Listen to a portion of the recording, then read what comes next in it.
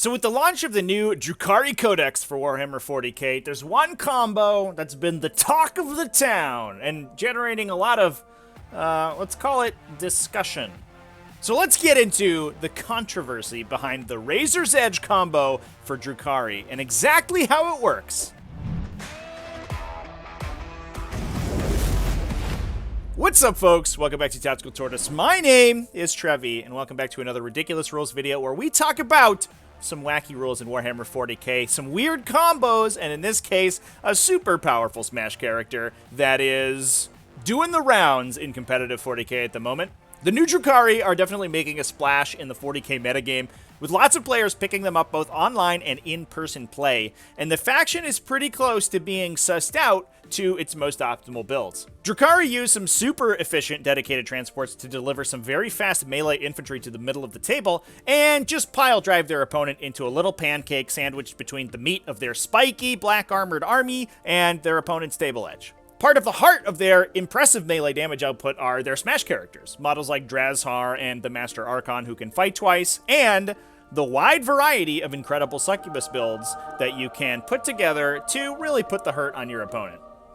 And it's one of those Succubus builds that we're going to be talking about today. A combination of weapon effects and a pretty good Warlord trait to allow this unassuming little bondage queen to down actual Imperial Knights in a round of combat. So let's dive in and talk about the Razor's Edge combo, how it works, what to look out for, how to combat it, and ask ourselves the real question, whether it should work at all.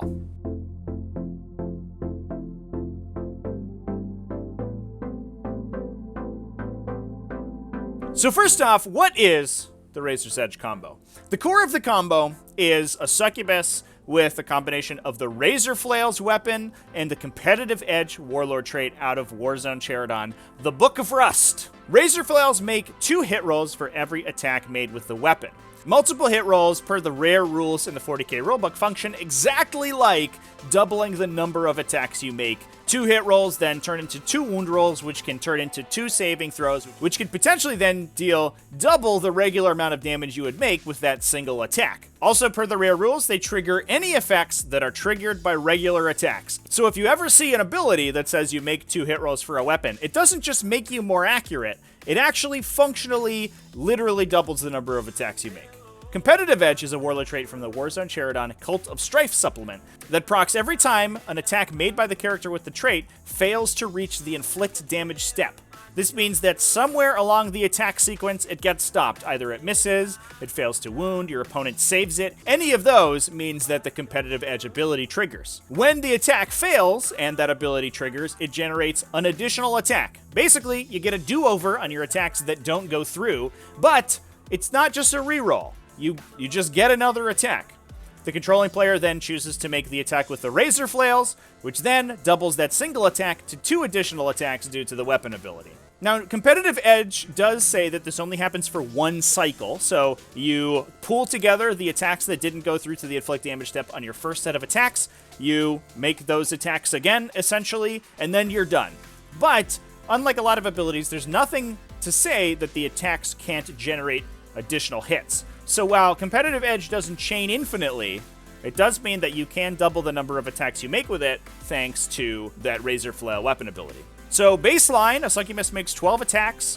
This is followed up by a potential 24 additional attacks depending on how the first set goes. If she misses all of her first 12 attacks or fails to wound with them, then she would generate 12 additional attacks, choose to make them with the Razor Flails, double those to 24, and then roll those again.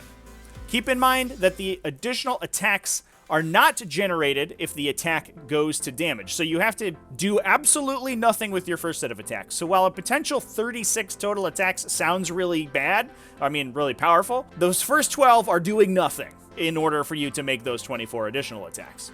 The base profile is also not that good. It's just minus 1 AP for the Razor Flails, strength 3, 1 damage, whatever. But this gets stacked with additional relics and stratagems for maximum chicanery. It's important to note that the Succubus could take the combat drug for +1 attack, then increasing her maximum number of attacks to 14 on the first swing, another 28 coming out for a grand total of 42.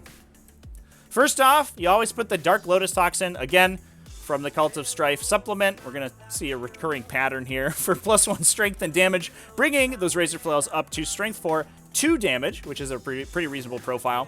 You can also get +1 AP from the stratagem Blade Well Placed, and there's another Cult of Strife stratagem for 2 CP to full reroll all of your wound rolls in the fight phase. These buffs mean that the Razor's Edge Succubus can potentially even punch through heavily armored targets, especially with those full wound rerolls. Strength 4, but rerolling allows you to get through even big, heavy toughness 8 models, and anytime in those first set of attacks and those wound rolls don't roll that 6, even with the reroll, you then just get to double those and make them again, all of those rerolling wounds as well. This probably averages out to a grand total of probably 18 to 24 attacks out of that total potential number of 42. And while their profile is relatively mediocre without the use of those stratagems, this does make this Smash Succubus probably the most dangerous melee character in the game. That's a pretty good deal for a model that only costs 60 points plus a couple of CP.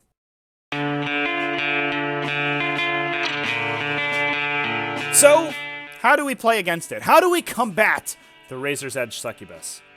First off, obviously additional attacks aren't generated if you fail your save from the first swing. So, one thing to keep in mind is that if possible, it's usually good to consider making it easier for the Succubus to deal damage with her first set of attacks. For example, if you have heavy cover, you can start taking the hits on models outside heavy cover to make them easier to kill and not generate those additional doubling attacks. If you have an invulnerable save and an armor save, you could potentially choose to take hits on your armor save. This is a trick that Harlequin players do a lot of times if they don't want their units to stick around, if they don't want to give your opponent a charge target or something like that. They can just elect, instead of taking their very good invulnerable save, to take their really crappy armor save. It gets ignored by the AP, and they just die. They don't take any saves at all. Losing models in that first swing via either of these methods is a pretty good way to stop that Succubus from chaining too many of these attacks together all at once.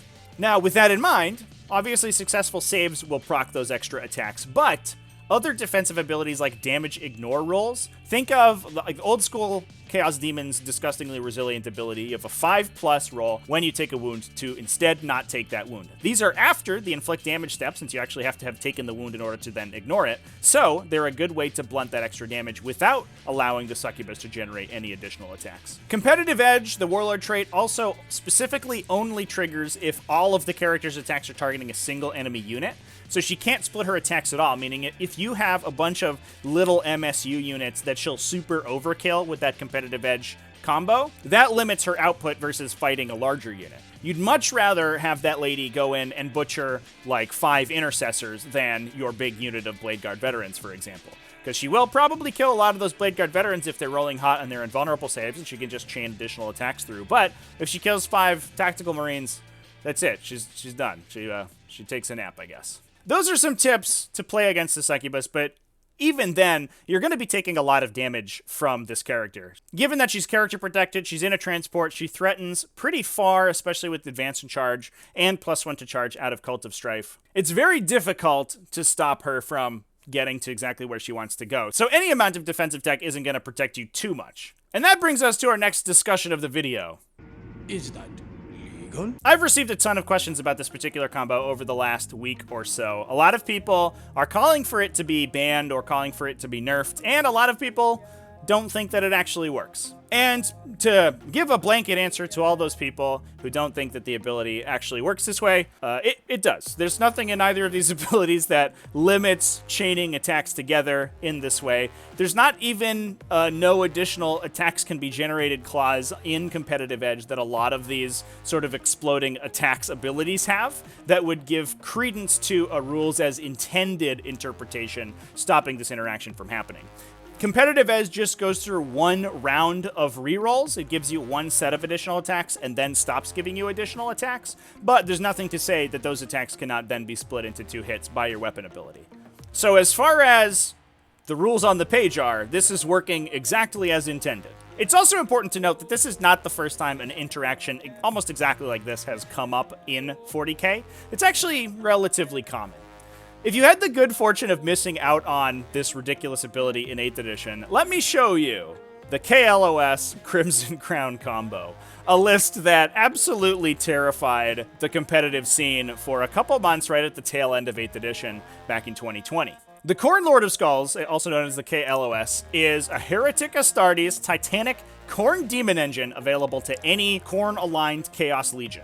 It, being a Heretic Astartes Legion model, means that it benefits from any Demon Engine or Legion-specific synergies that are present, so things like the Demon Smith Warlord trait or the Demon Forge stratagem to give it reroll on its failed rolls during your turn. It, being a Khorne Demon, also means that it benefits from a relic called the Crimson Crown out of the Chaos Demons Codex. This relic generates additional attacks on unmodified wound rolls of 6+. Now, in melee, the Khorne Lord of Skulls could swing with a big D3 damage attack profile from its melee weapon that rolled 3 hit rolls for every attack. This is exactly the same as Razor Flails, it's just rolling 3 hit rolls instead of just 2, meaning that every 6 to wound rolled under the Crimson Crown would generate you an additional attack, which you could then split into 3 hits thanks to that weapon profile.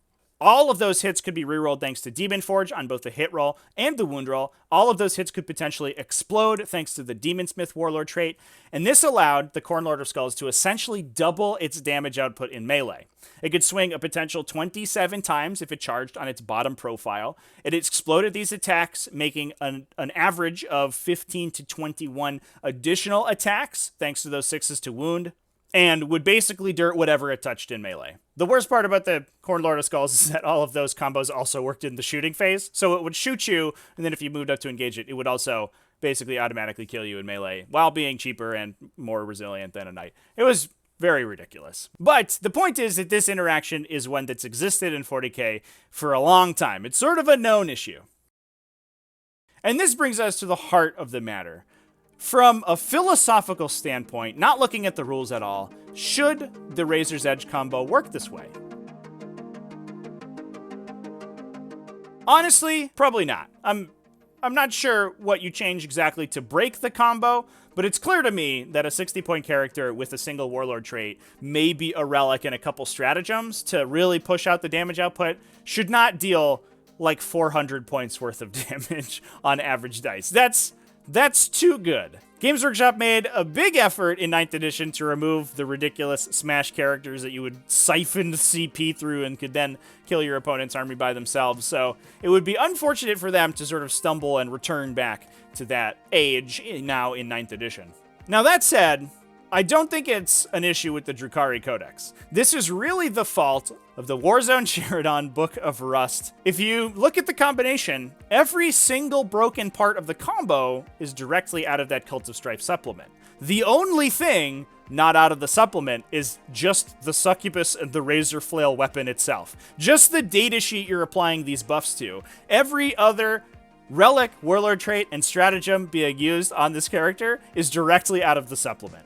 I really want to know what happened to that Cult of Strife supplement, because it's such a failure of game development, even outside of this particular combo.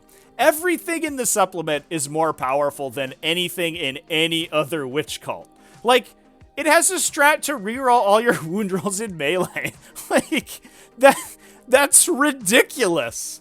That might be fine if you had to focus your whole army on them, like many other supplements have to do to be effective. Space Marine chapters lose a lot, for example, by souping themselves with multiple straight Space Marine chapters or other Imperium armies. However, Drukhari is a faction designed entirely around souping multiple sub-factions together. So while a normal supplement might only empower a single army archetype, this supplement gives easy access to all of these ridiculously powerful abilities to every single Drukhari army list that will ever be made. The failure to realize how this will interact with the Drukhari faction as a whole is just frighteningly incompetent, even for Games Workshop. This is how the faction is supposed to work. Why would you make a sub-faction that then plays directly into that in such a way that it invalidates every other witch cult you would ever consider playing? That's very frustrating. The power level of these rules, combined with the distressing precedent that armies of renown out of this Warzone Charodon book set. For those who don't know, I did do a video talking about all of the armies of renown out of the Warzone Charodon book, and well, I mean, they're pretty bad. Building lists that give additional bonuses as long as they're restricted in their list building is fine, but it's only fine until the one comes out that doesn't restrict your army building quite enough and is just super broken and the only way you can ever play that faction, which is, I think, just a matter of time before one of those slips through the cracks. So these things combined, I think, change the focus of the question we should be asking from how do we fix this one broken combo out of the Warzone Charodon book to should we allow the Warzone Charodon book to be played at all? After all, that would remove this combo from the game. Now, it's a little depressing since the last few books have been absolute slam dunks from a balance and game design perspective, and I've been so impressed with how GW has been able to weave interesting and fluffy army-specific abilities into all their recent factions without pushing any of them too far over the edge. Honestly, 9th edition 40k has been an absolute blast, especially post-January FAQ, and each of these new factions coming out has been pretty well internally balanced, only sort of tier 2-ish in the metagame, nothing too broken. It's upsetting to me to see them fall kind of flat on their face with this particular release. And I don't think it bodes well for future non-codex rulebooks like future Warzone books. But anyway, that's all I have to say about the Razor's Edge combo. Hope everybody enjoyed this video. If you did, let me know down in the comments. And do all that YouTube stuff. Drop the like, drop the subscription if you want to see some more discussion about 40k stuff, especially in regards to competitive 40k. I talk about that a lot. If you're interested as well, I've also uploaded a couple of additional installments of the Advanced Tactics series where I do deep dives into aspects of 40k tactics. Those are available for patrons or channel members, so you can join down in the link down below the description or patreon.com/TacticalTortoise if you want to join over there. I really appreciate everybody who's been supporting me of the channel members and the folks over on Patreon. Those people are all awesome, and I love them very much. You know who else is awesome? It's you, for watching all the way to the end of the video. I really appreciate it. Remember to keep it classy, folks, and have happy wargaming.